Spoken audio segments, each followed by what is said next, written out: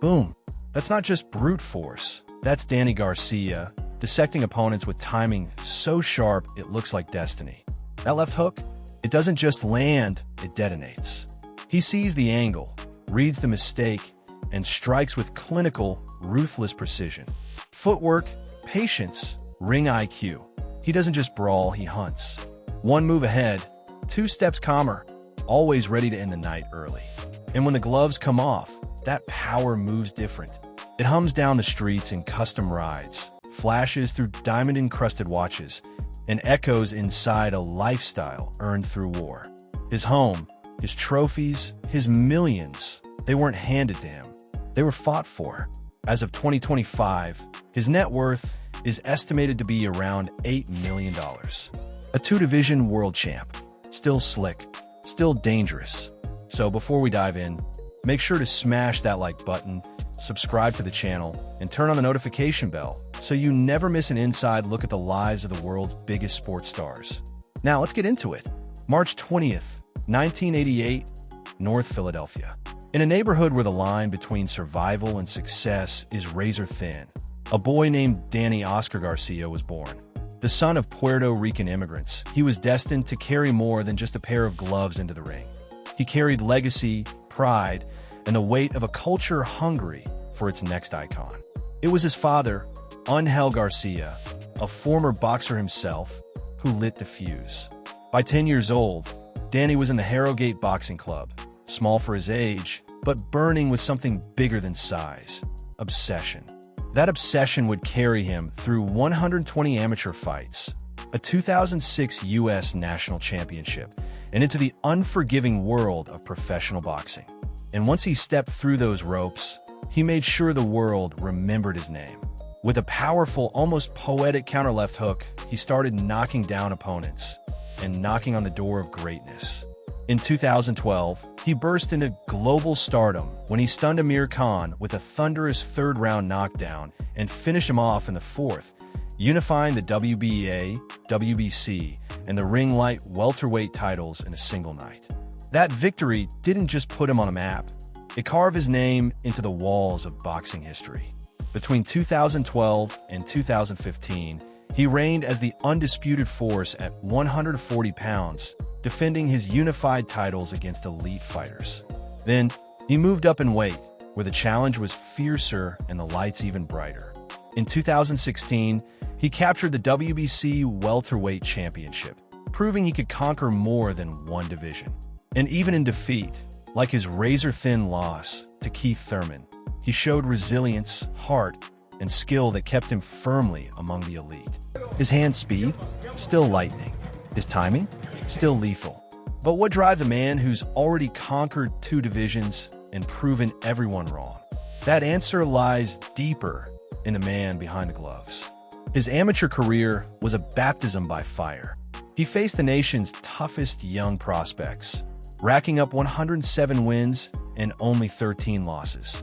He claimed the 2005 Under-19 National Championship, the 2006 PAL National title, and a spot on Team USA.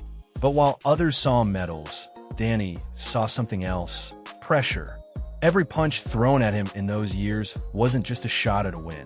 It was a challenge to his identity, his worth, his dreams.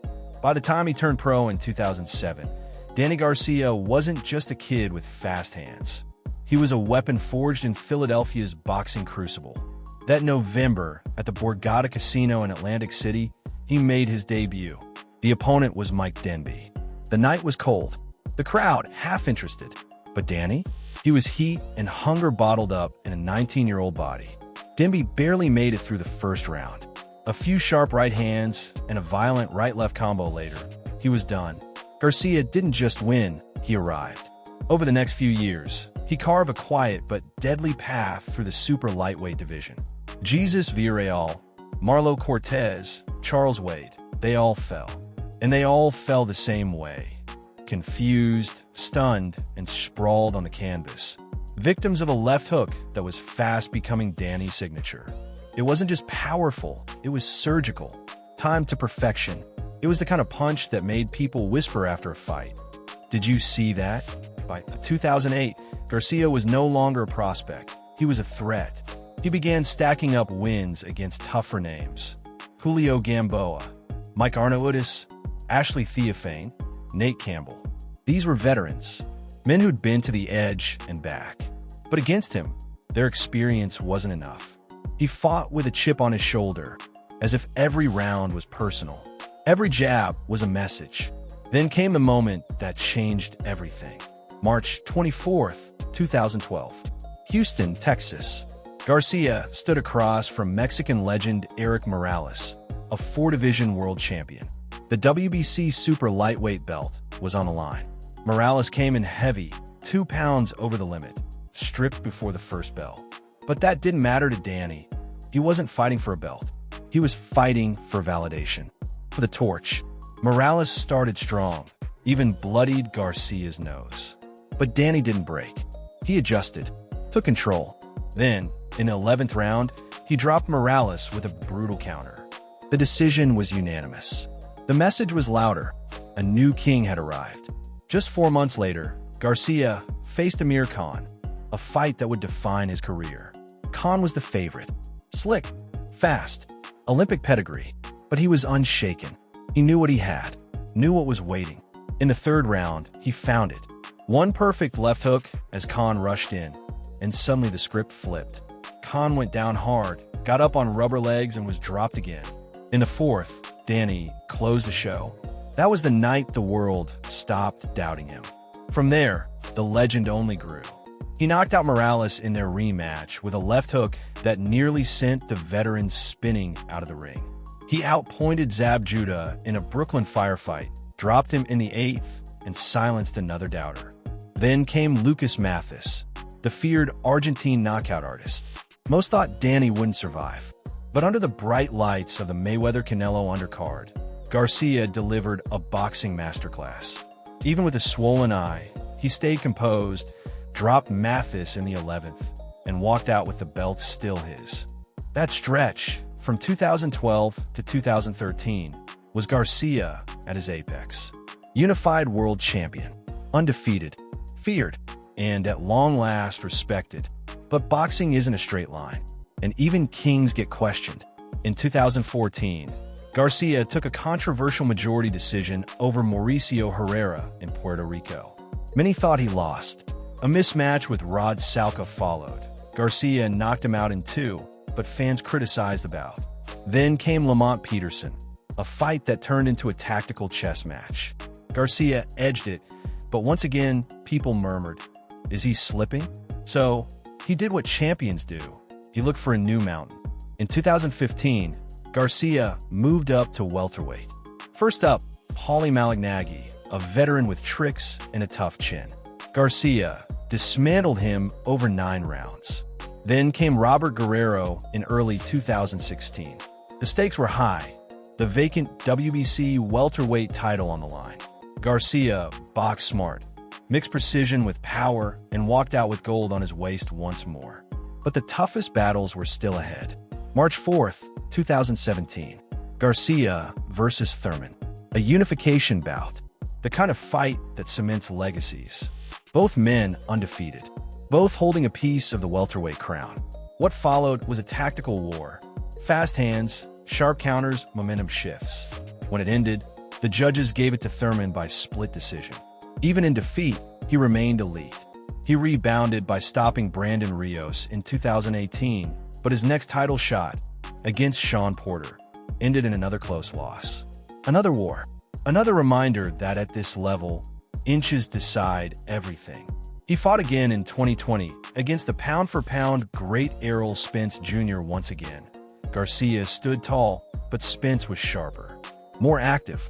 Danny lost by unanimous decision, but his warrior spirit was intact. In July 2022, after nearly 2 years away, Garcia returned at 154 pounds against Jose Benavidez Jr. Critics questioned the move. Was he too small for the weight? Too rusty? But he reminded everyone who he was. Crisp jab, slick movement, that signature timing. He won a majority decision and looked good doing it. A new chapter had begun.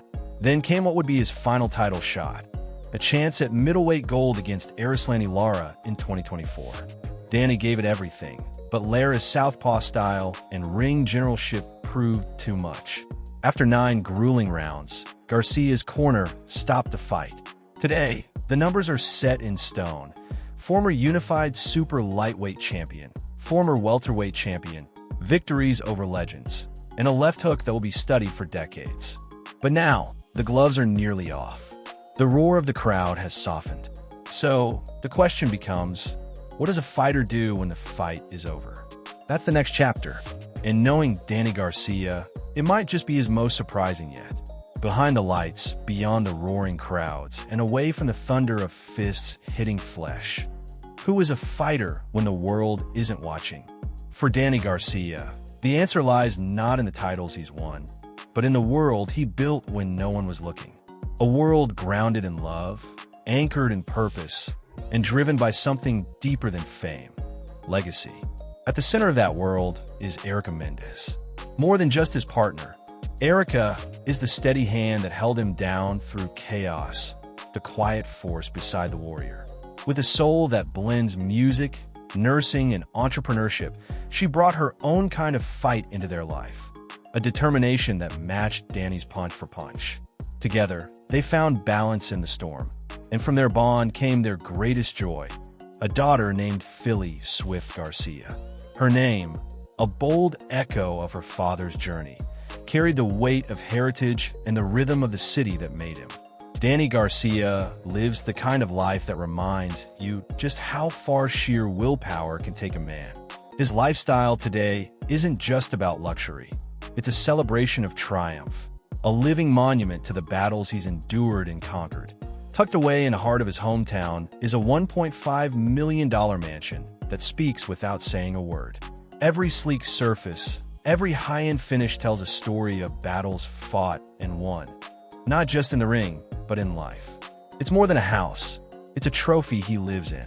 And parked in the driveway, a fleet that reads like a champion's dream. The Bentley Mulsanne Flying Spur, the Lamborghini Urus, the Porsche Panamera, each one a roaring statement of style and power. For Garcia, speed and precision don't stop when the gloves come off.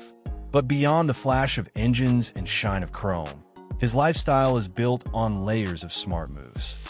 He poured his earnings into real estate, quietly buying up pieces of the city that built him. While others burned through their checks, Garcia played the long game, stacking properties, building businesses, and securing a future far beyond boxing spotlight. His wrist tells another story, too. From the timeless glow of a Rolex to the rare elegance of a Patek Philippe, his watch collection isn't just about time. It's about moments, legacy, and the memory of giving his father a $21,000 Rolex, not out of obligation, but out of pride.